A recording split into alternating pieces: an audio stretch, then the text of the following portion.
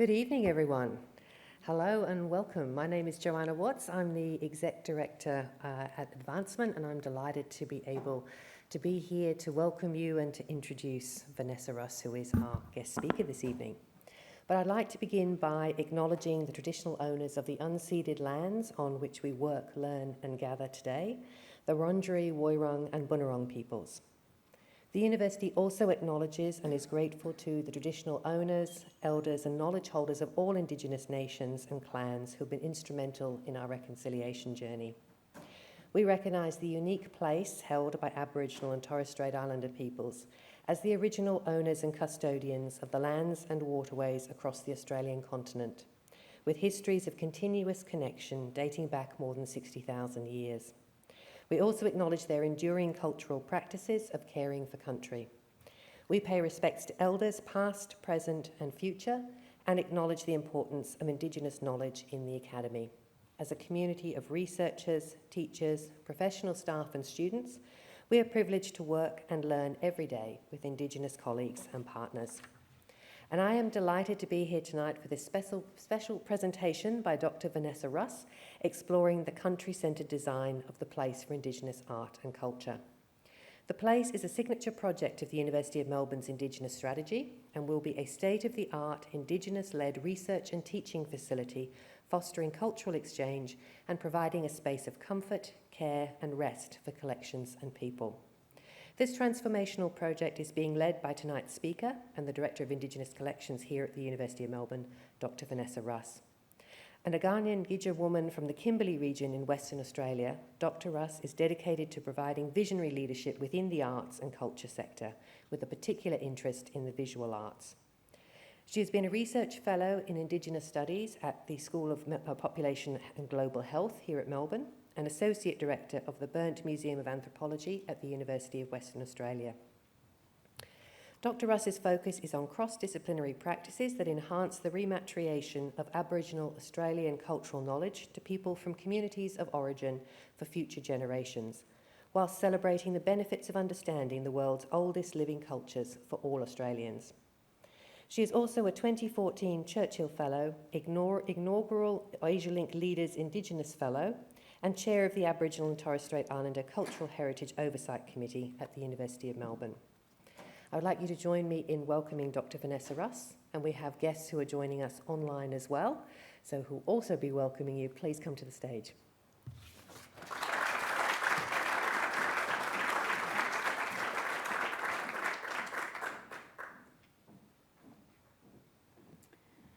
Thank you so much, and thank you for those in the room tonight for getting here in the rain. Really appreciate it. I just wanted to acknowledge as well, and thank you, Joanne, for the wonderful introduction, that we are here on Wurundjeri Woiwurrung country. I think it's the intersection over this side of campus. So just acknowledging that I pay my respects to any Wurundjeri mob in the room, and it's really great to be here. I actually wanted to tell a story tonight and actually bring you on a journey. I feel very privileged to be able to work at the University of Melbourne on a very significant project. I've been working in the museum world for some time. I've been really keen on understanding culture and its future, how museums operate, how collections work. And so I kind of hope that through some images that come from my family, I can share that little bit of a journey of how I got here and talk to some of, I guess, the reason I started. When I was really young in the 80s, I kind of grew up in a cattle station in the middle of the Kimberley. It's about 300 or so kilometres from the town of Derby, which is close to Broome, for those of you who don't know the Kimberley. I grew up in a lot of isolation, and we had so much remoteness that really the airport, the airstrip, was really our form of contact and connection to the world. In the 60s, they created a road that actually ended at Gibb River Cattle Station, as it was known then. This was a station owned by my grandfather and my grandmother. She was Indigenous, and he was not Indigenous. and they had a number of children, one of them being my father, Les. And so I feel really lucky that I grew up in this really remote place. I grew up around a lot of Indigenous people. I was really adopted into their families. I don't really remember much of the other side of so the non-Indigenous side of my family. I spent a lot of time walking on country with older women, how lucky, learning to hunt for frogs so that I could go fishing, learning to actually put a hook on a line.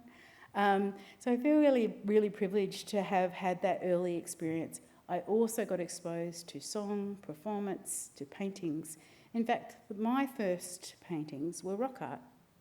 And so one of the stories I wanted to share with you was the reason I got into this interest in museums and galleries and art really was the rock art that you can find around the Kimberley, if you know where to look. And one of the earliest stories is a story, and I just want to acknowledge people like my Uncle Lauren and people like Arthur Palmer. There were a number of people around this story, but I specifically want to acknowledge, as we knew him, old Billy King. He was a really, really humbled old man, and I never really knew him. I was a very small child, but I do remember him speaking passionately about an incident in one of the gorges where a rock painting had been painted over. It had been painted with tennis paint. The Wandjina was no longer there, and this was a painting I had grown up with. When we were smaller, Dad would take us to go camping on this part of Barnett Station, and we'd get to swim in the river and would walk down and look at this old Wandjina. You know, you knew never to touch him because then it'd be flooded out and that'd be the end of swimming, and then we'd have to pack up and go. And so I really grew up in a really beautiful way. But to see old Billy crying and telling the story to my uncle that someone had come, they'd camped on the river, they'd painted this Wandjina, and this Wandjina was now finished. He felt heartbroken. He felt that his whole purpose for life was broken. He didn't live for much longer after that. And it was, sadly just a complete failure to understand how culture operates. I don't have a picture of this site. And we did recently take my dad, who's now 79, back up on country. And we kind of thought about going out to have a look at it, but I couldn't bring myself to do it. But I just want to show you a painting. I should actually show you where I'm from. So this is the country I come from. It's really, really far away. And it's really beautiful. It's really hard to get through, and it's now infested with cane toads. So those little buggers have travelled all the way across Australia, and they're now in Derby. We actually found some whilst we were up there with Dad. I wanted to show you this. This is Mr. Charlie Numblemore, and for those of you who know rock art, you would know this man. He was a senior knowledge holder. He was really important.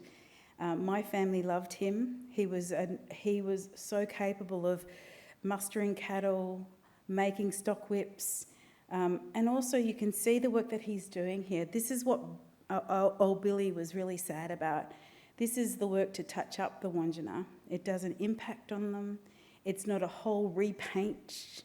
It's just a very light touch-up, and it usually comes with song and performance, thought, recognition, knowledge of walking through country, and also knowledge of where to find the right ochres to be applied.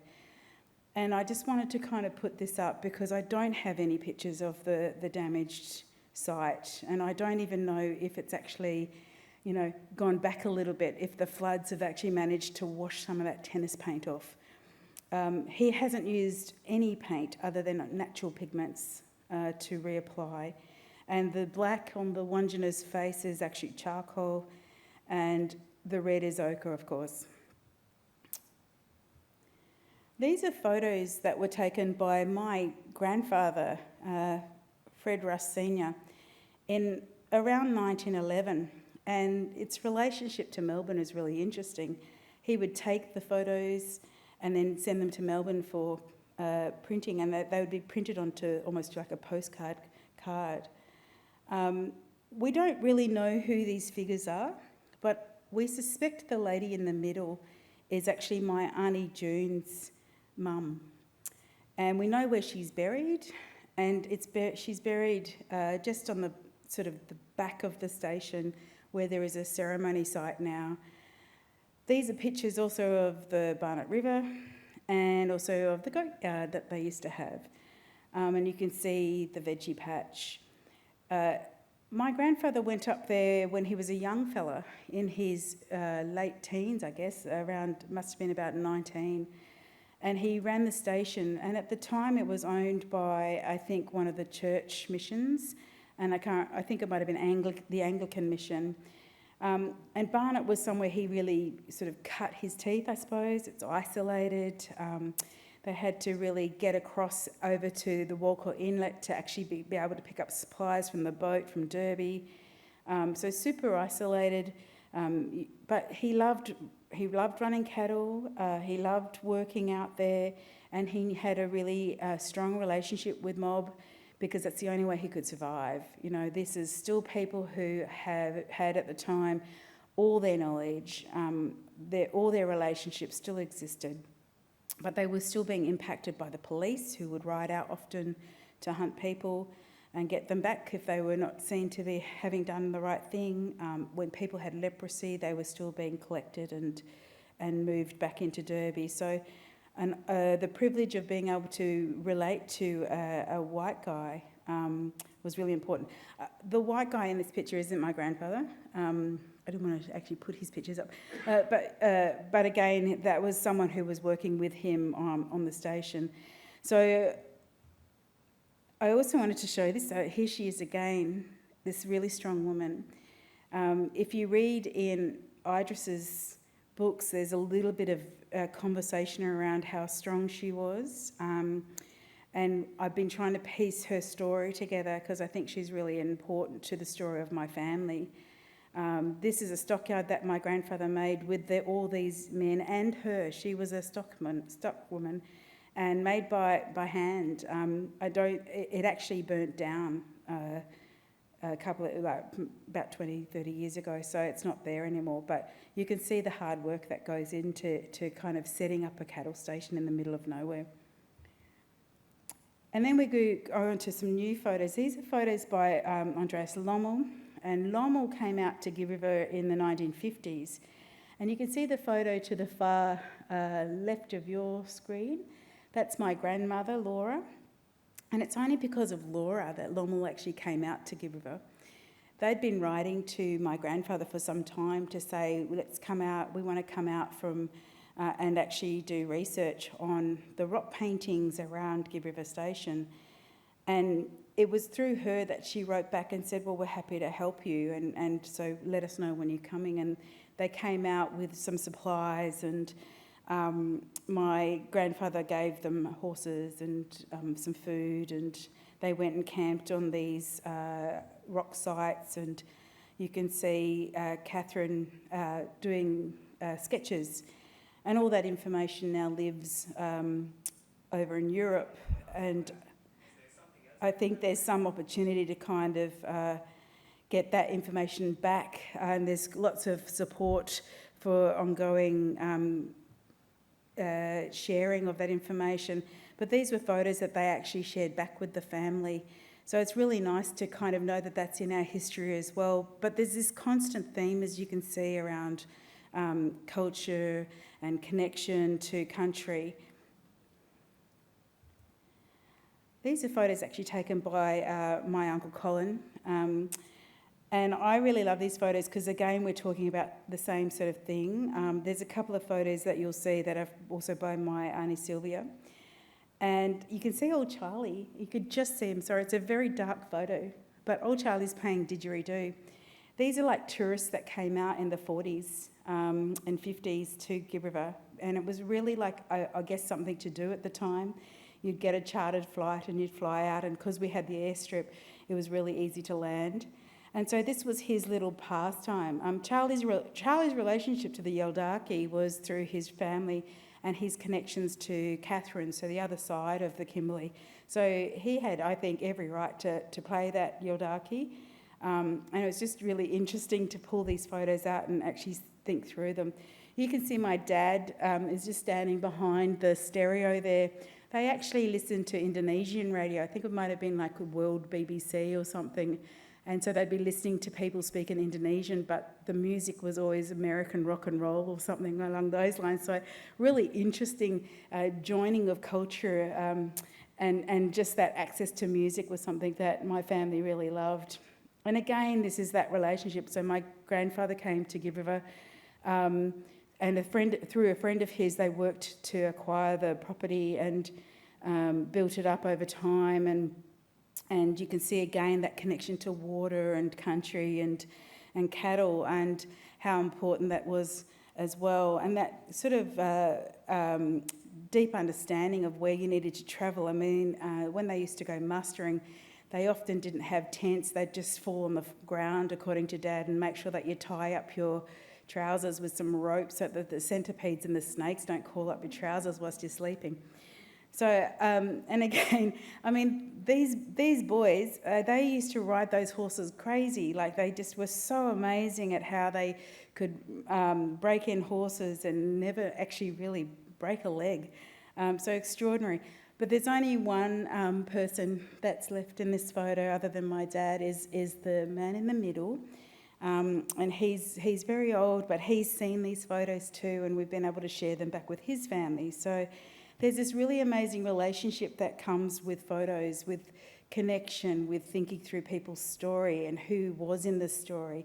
So when my uncle was taking these photos, I don't think he even thought about that. He just loved taking photos. I guess he saw his father take photos, and it was just a normal thing.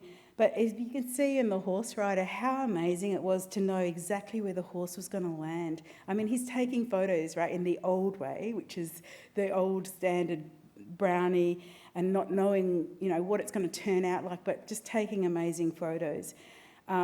These photos survived a fire. They were digitised, and a lot of photos were lost in that fire, but these ones were saved. And so I think also, too, that idea of the archive, the idea of relationships to cultural material, what is cultural material, all comes through my relationship to these photos.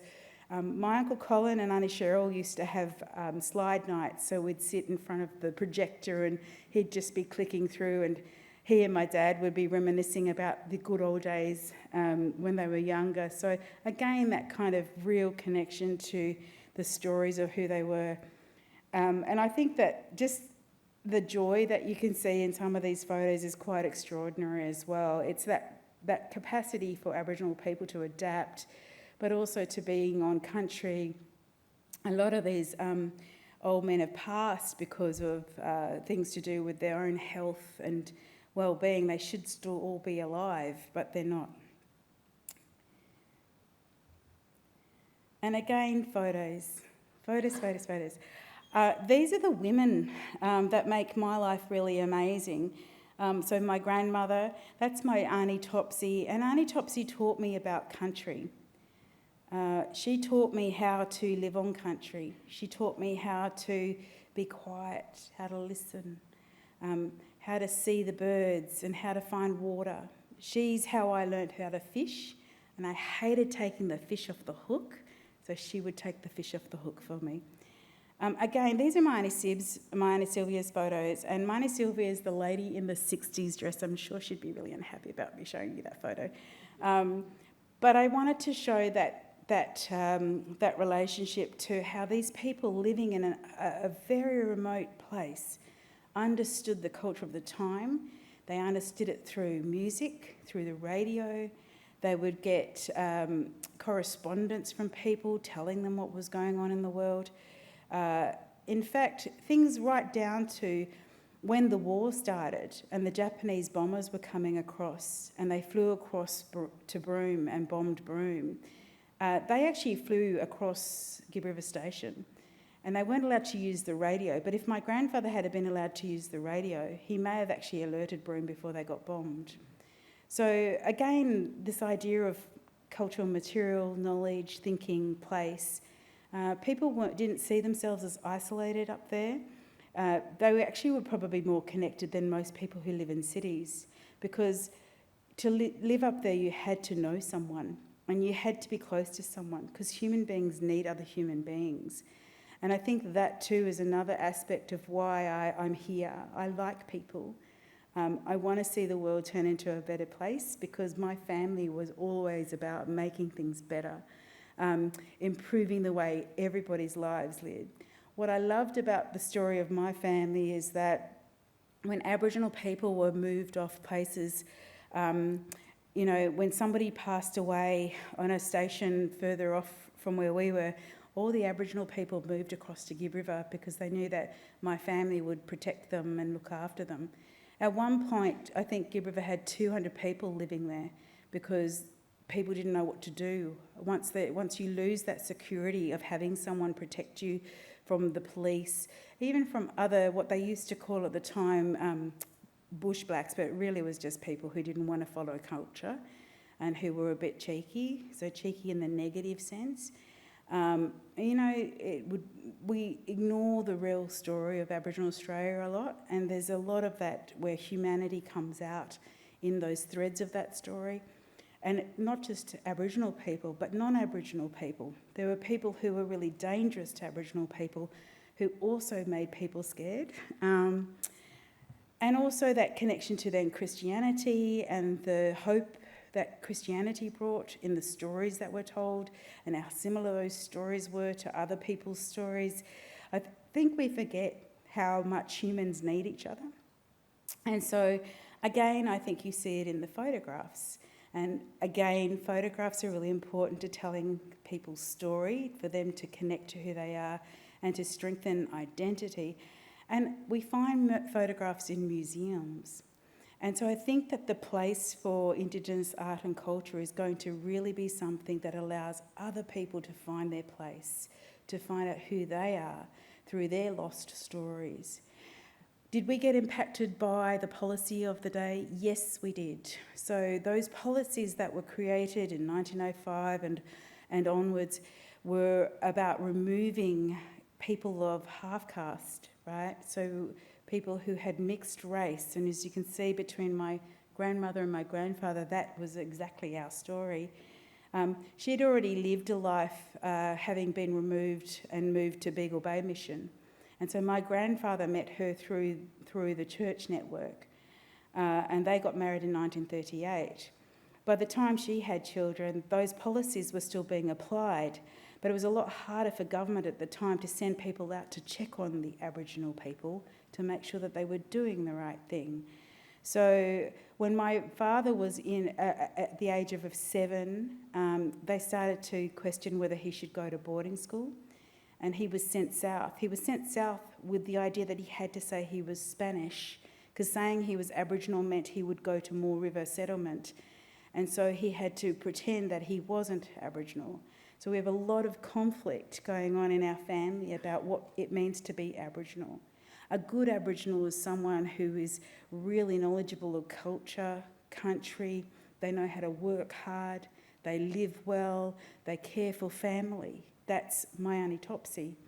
But a bad Aboriginal is someone who drinks alcohol and sits under a tree. Well, that's the same story, isn't it, that we hear when we want to stereotype Aboriginal people. And that's the fear that they grew up on, is to be the bad Aboriginal. Do not be the bad Aboriginal. And to not be the bad Aboriginal, it's better off saying you're not Aboriginal. I grew up with the idea that I'm Australian. But in my world, in my schooling, even now, I'm not really allowed to use that. Yet when I travel with an Australian passport.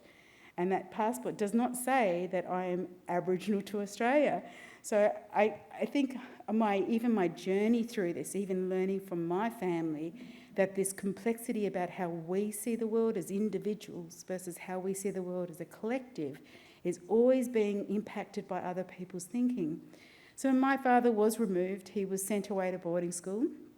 And he was cheeky as everything, but he was also dutz of class. And if he had had the opportunity, he would have gone and done medicine.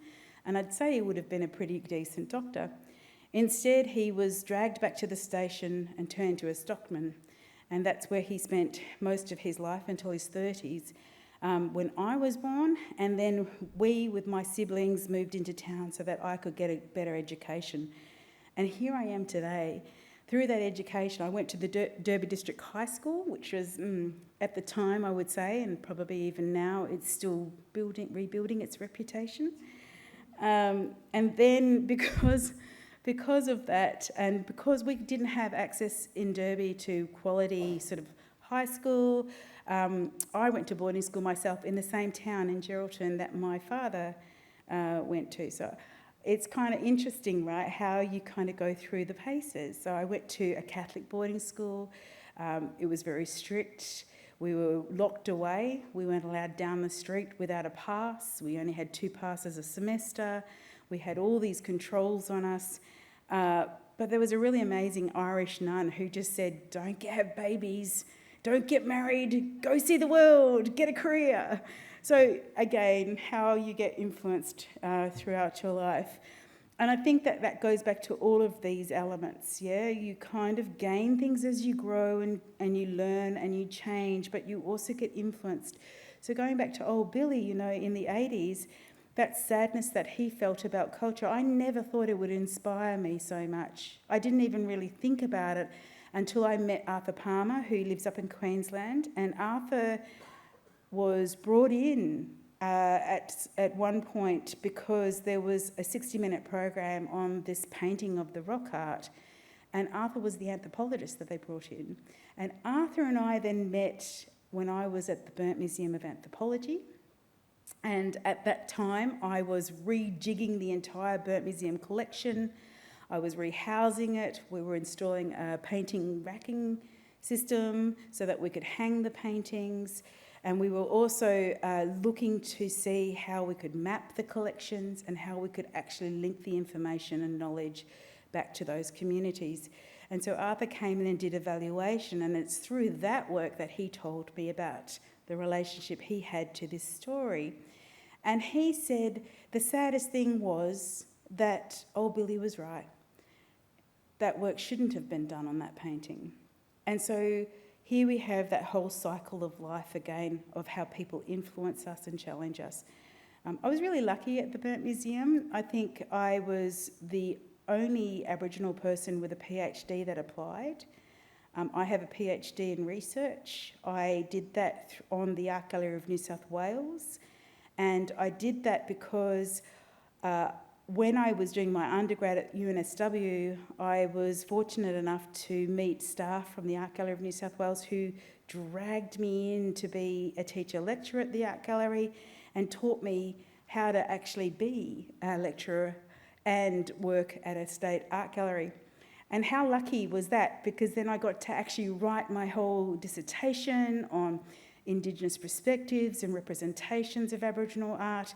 And then I also published on that recently with Routledge, and I did a history of Aboriginal art in the Art Gallery in New South Wales. I was really interested in the idea of how art came to connect and join through different individuals coming in, but how also it was really pressured to not exist. So it was started in a basement, that then moved to another basement, in my opinion, which was the back of the Art Gallery in New South Wales, and now it's more predominant in a new facility, which is more at the front of the gallery.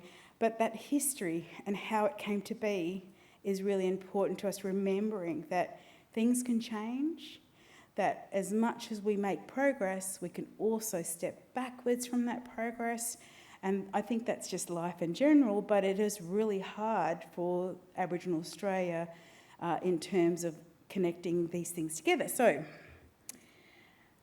and this again goes into my life story. So here is my dad, and that idea of reconnecting, relinking, how family stories, how we are, how we see the world. When I was in my 20s, I moved to Sydney, so quite young. I moved from the middle of nowhere. Derby at the time was a really small little country town. And my dad said to my sister, I will never see her again. And then I rang him and he said, you need to come home. So I have spent my whole life going back to the Kimberley. I go back at least once a year. And this most recent trip, which was last month, through Dad, who's been very, very sick, he requested that he go back on country.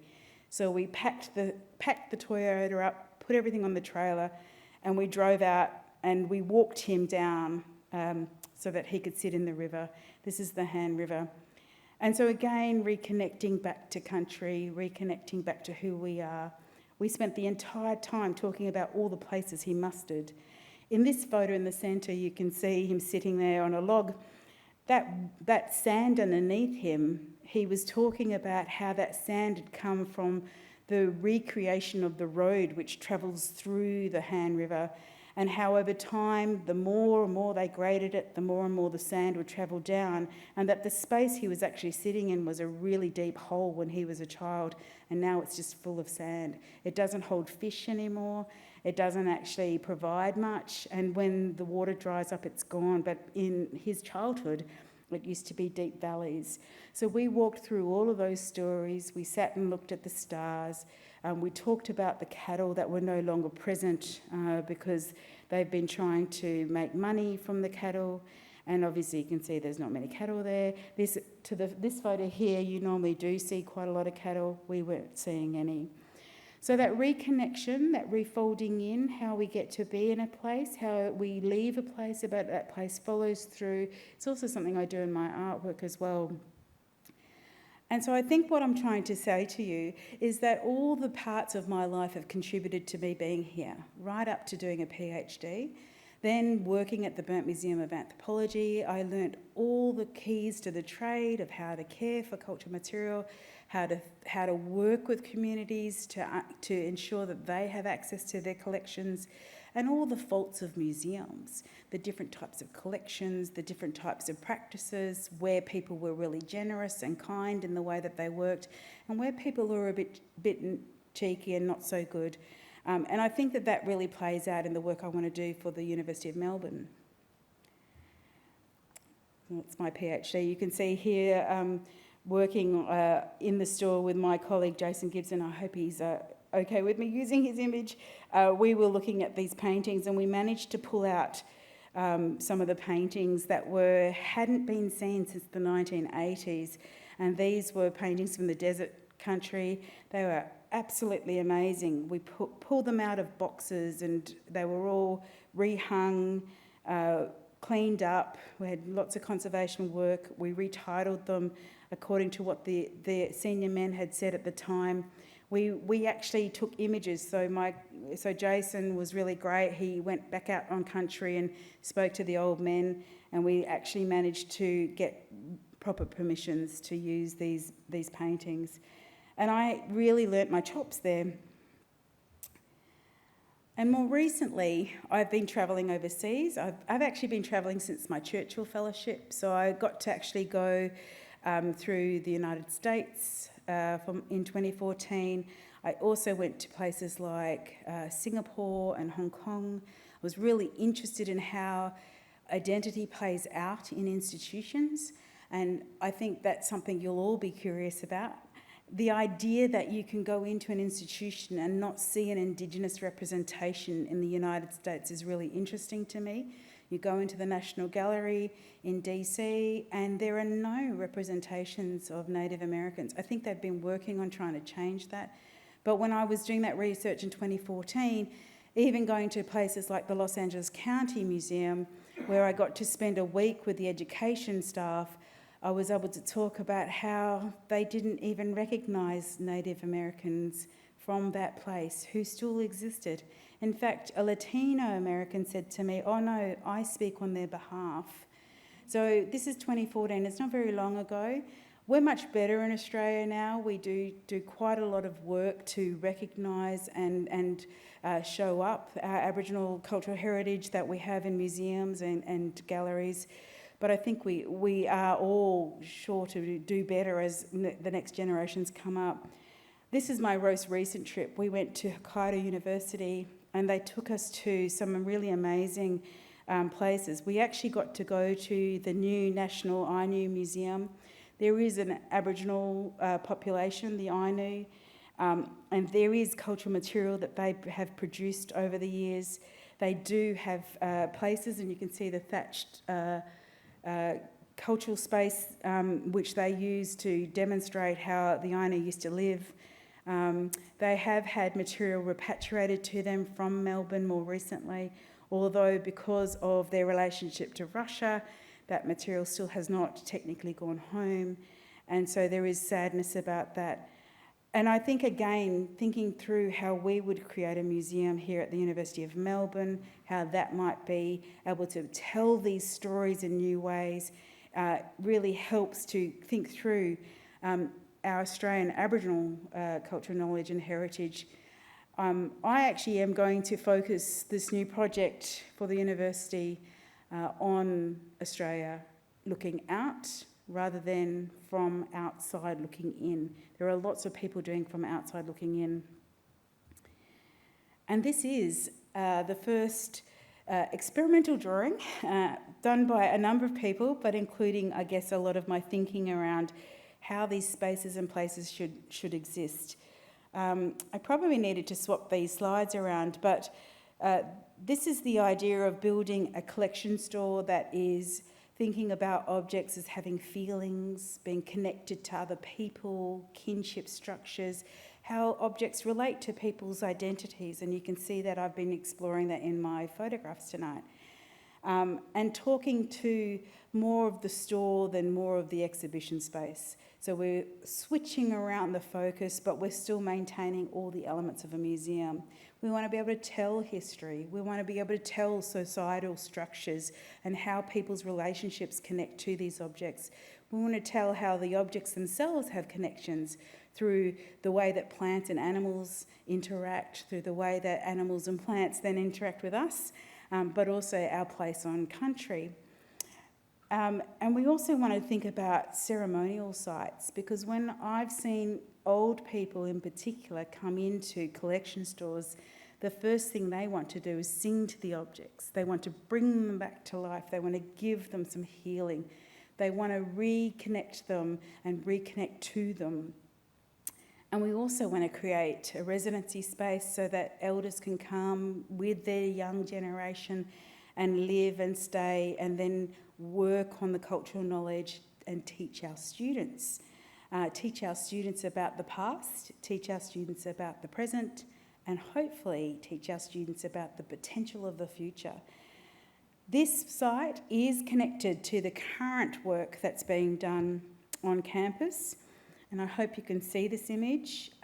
It is the new train station that is being put in on Grattan Street, and we are fortunate to have the use of the old Vice-Chancellor's residence. We're going to turn that into a residency space. We're also going to think about placing in there opportunities for seminars, and also a decent place for us to have events to talk about Aboriginal matters. We're going to take over the tennis court and hopefully turn that into a ceremonial space that has the sound, the dirt, the feel, the texture, the light of being somewhere that people want to engage in those conversations. And we also want to use the current gardens and then include other elements that might grow those gardens into more of a localised space. We're going to be commandeering the Brownless building, and that's a really exciting opportunity, and we're really grateful to the staff who've been working in there, that they are so kind in letting us take over this building, and we're going to be placing these objects and cultural material into that building. We've also just started to recall the Donald Thompson collection from Museum Victoria, and we're working very closely with the staff there. This is something I think is really about us taking responsibility. That collection was gifted to the university in the 1970s, and because we at the time, or those at the time, didn't know what to do with it, I guess, or didn't have anywhere specific to house it, it was placed on permanent loan with Museum Victoria. And through our reconciliation practices and approaches, the decision was made to recall it so that we could start to think through what that cultural material means, which then meant we actually needed somewhere to house it. So through all these parts, as you can see, things start over here, but they've started over here, and then they come together, and then we work on them, and then they become something else. I think this is a really great opportunity for the University of Melbourne. It's a great opportunity because it allows us to tell histories and stories. It allows us to actually work with communities. Some of my colleagues have been working with those communities in Northern Australia for some 40 years. And I think that it also shows a real generosity in those communities because they want to continue to work with us. We're also looking at the most awkward part of this work, which is repatriating ancestral remains. And we're working on that very quietly. We're working on that with great respect because it is a very uncomfortable conversation to have, but also because I don't want to impact people's lives any more than they've been impacted. So it is a very big piece of work that we've got going, and I think that it's going to accumulate and grow. We're going to really work with our local communities, the Wurundjeri Council. We're going to try and build solid relationships that are sustained for more than my lifetime, hopefully. And we're also going to tell new stories with these collections, with those communities guiding us as we go. I could keep talking. Hopefully you kind of see what I'm talking about. But thank you so much. I really want to get some conversation going in the room, so I'm happy to take some questions. And there's also an opportunity to provide feedback. But does anyone have any questions? I can see. Well, if you don't mind just waiting for the microphone, we're recording this, so thanks. Oh, thank you. Thank you for a terrific talk. It was really great to sort of hear your story. I was fortunate to go to Mount Barnett in the 1980s, travelling down what was then a very rough Gift River Road, and saw a lot of the wonderful and very sacred art that's along the river track. And I've been involved in studying rock art for many, many years, both in Australia and overseas. And I wondered that you didn't mention the Pathways Project. The 4 elderly Narinian men who were involved, including one who I know was involved in the repainting. And I'm wondering how that fits in with your story, if it's possible to talk about it. Yeah, I didn't talk about it because at the time, my childhood memory of that is that those men were in jail and they were brought on that project. The project got $100,000. And Billy King was the owner of that painting and never got approached. His tears was because those men should have known better. They should have gone and seen him.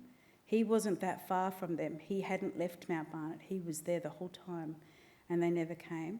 And the other reason I don't talk about it is because my uncle Lauren got sued for defamation over that act.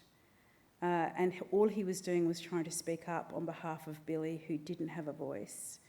So I think that that's it's an uncomfortable, awkward conversation, and it's bringing the past to the present, but it also challenges me because who had the right to do what? You know? And I think that that's a really important thing, that we always check for multiple perspectives on these things because, and I do that a lot even now. If I'm talking to a senior person, I'm always thinking, that's so amazing. Do I need to ask somebody else? Because I think Aboriginal knowledge has this bit of consensus work that goes on to ensure that the story is good. And it might be that person owns that part of the story and this other person owns that part of the story. So I'm really conscious of that all the time. So I'm just telling the story that I remember as a child. And sadly, my Uncle Lauren has dementia now, so I don't know if that story will ever get told again. Good question. Anybody else? No? Thanks. Firstly, thank you very much for a fantastic presentation. I'm an architect, Bundjalung man, and I always think about my country when I'm designing, thinking about responsibility, and this idea of keeping, whether I'm off country or on country, but very much being guided by a place and a locality in thinking kind of nationally and globally. So in that context, I was really inspired by your conception of the place as somewhere that's kind of Australia looking out. And I'm wondering if I could get some kind of more words or thoughts on that concept and kind of what it means to you and your practice of being somewhere and simultaneously kind of acting local and thinking global. Yeah, that's a really great question. One of my favourite questions, actually. I think when I was working on the Churchill Fellowship, I was really amazed at how far we are forward in what we do.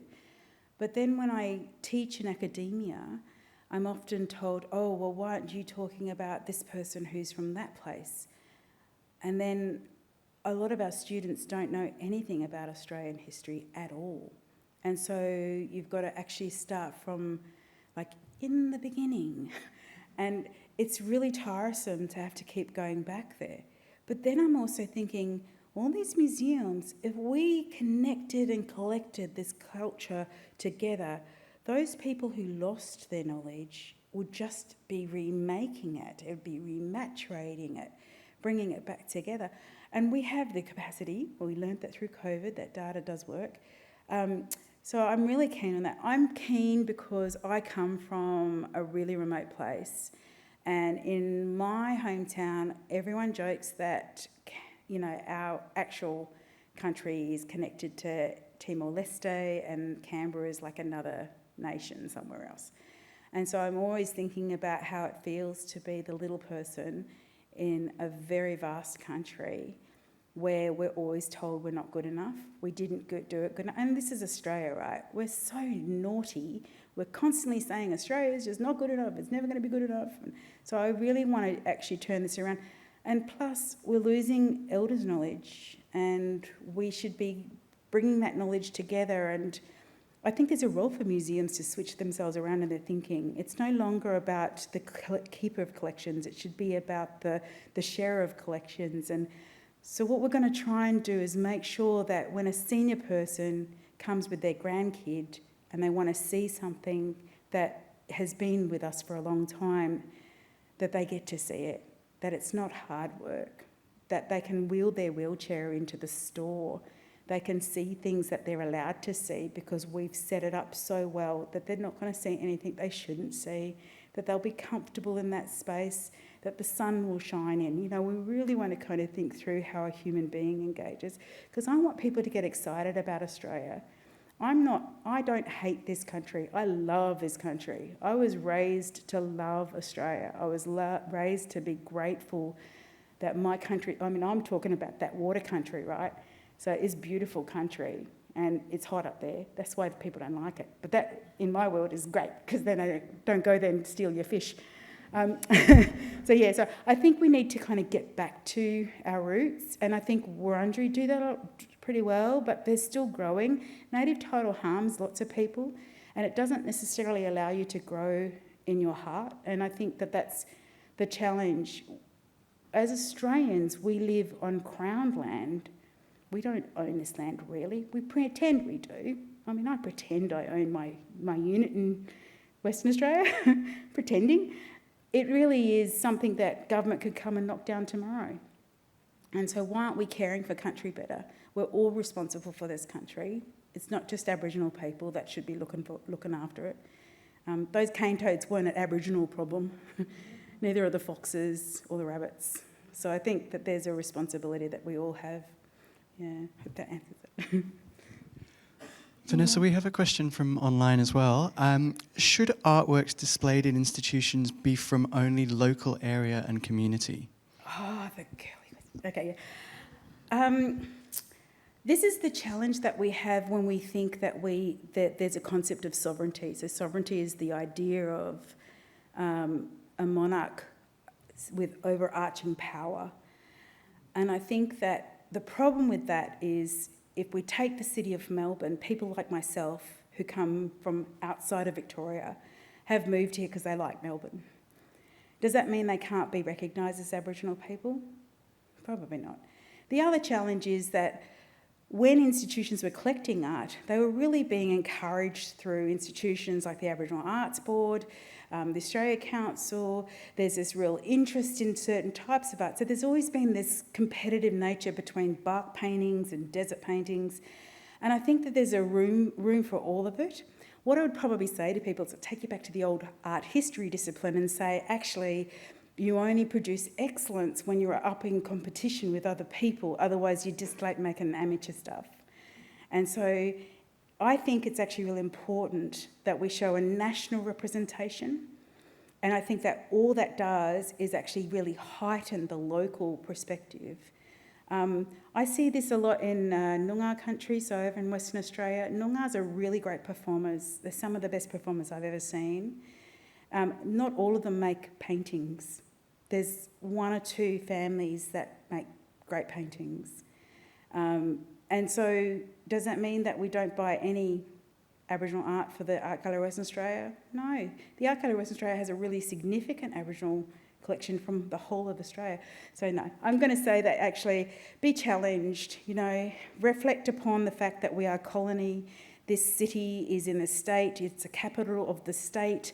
And if you want sovereignty, it actually has to require us to actually go through this harmful process where people are getting death threats as we speak, to kind of get to a point where we can start actually cleaning up the creation of this colony and improving it so it becomes a republic. That's the only way forward. And then through that, we actually share and make it grow together. So, yeah.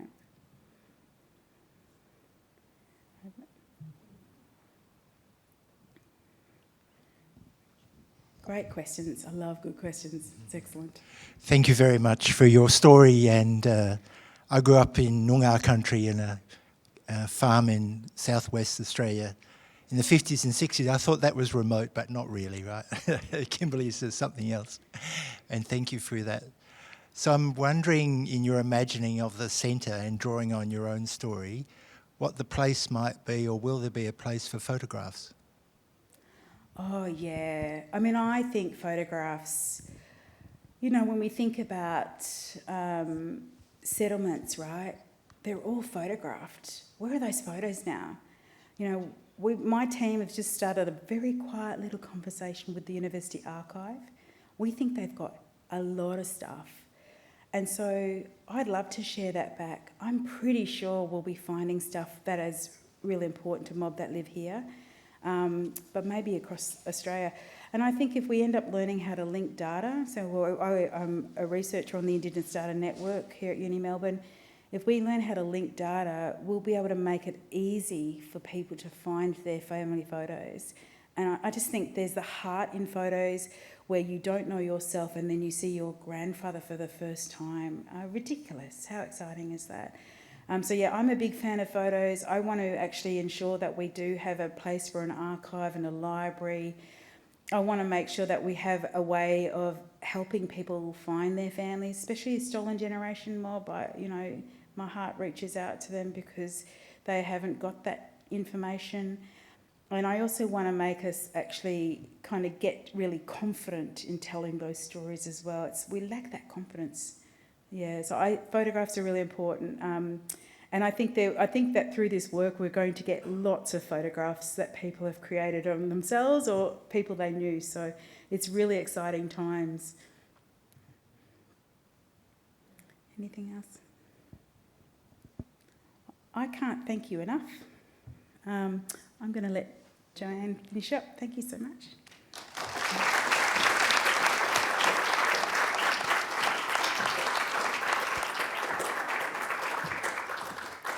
That was so inspiring, and I think it's just wonderful to learn about someone through story, and I just love the way that you shared your story and brought us through that journey to the story of the place for Indigenous art and culture, which we're so excited about happening here at the University of Melbourne.